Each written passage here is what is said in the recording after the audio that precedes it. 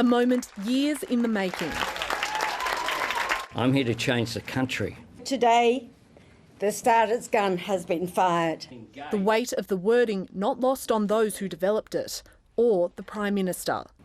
The process of getting to this point isn't top down, it's bottom up. There's a whole lot of things that we do in this place that no one will remember in a year's time or a day's time. This matters. Agreement was reached last night and signed off by Cabinet this morning, with a few tweaks from the announcement at last year's Garma Festival. Australians will now be asked a proposed law to alter the Constitution to recognise the First Peoples of Australia by establishing an Aboriginal and Torres Strait Islander voice. Do you approve this proposed alteration? The constitutional amendment has also changed, now saying the voice may make representations to the Parliament and the executive government of the Commonwealth. We have words here that put beyond doubt the power of the Australian Parliament. The sentiment from those standing alongside the Prime Minister clear. Collectively on this stage, we've been around a very, very long time. We've seen the good and the bad. This is good. This requires all Australians. We need your help. We implore all Australians to unite behind us. We're here to draw a line in the sand and say this has to change, people's lives have to improve. And we know from the evidence that what improves people's lives is when they get a say. The wording getting a mixed reaction from the public.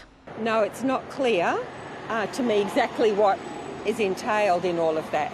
I think it's a complete and utter waste of time and energy and money. Yeah, that's mad as.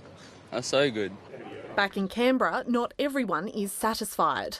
I do think it's in the national interest for the Solicitor General's advice to be released, and then it can be considered. There was a message for the opposition about politicising the process.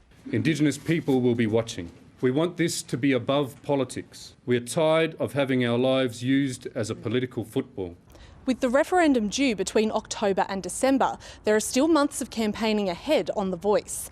The Prime Minister acknowledging today that while not everyone will choose to vote yes, he hopes the debate can remain factual and respectful and not a source of division in the community. We're not a homogenous group as Aboriginal and Torres Strait Islander people. We're going to have parts of our community that don't agree, but we carry a responsibility to make sure we bring them along on this journey. A long journey to an important vote. Dana Morse, ABC News, Canberra. With the wording all but settled, campaigning on the voice can continue in earnest. The challenge of change is not lost on the Prime Minister. Just 8 of 44 referendums have been successful. The ABC's referendum correspondent Dan Borsha looks at the road ahead. The Prime Minister has gone all in with his government and its referendum advisory group to frame the question they will put to the people later this year. But this is just the start. Anthony Albanese will be hoping he can achieve what no other Prime Minister has in decades, constitutional reform. But he must put his trust in voters and the grassroots campaigners to sell the case for yes. Win or lose, it will be defining for him.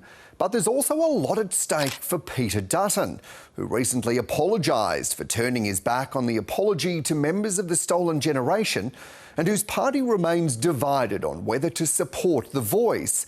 But there's something bigger at stake here than political legacy. It's about who we are as a nation and whether Australians will embrace an opportunity to debate a new chapter or fall back into another culture war.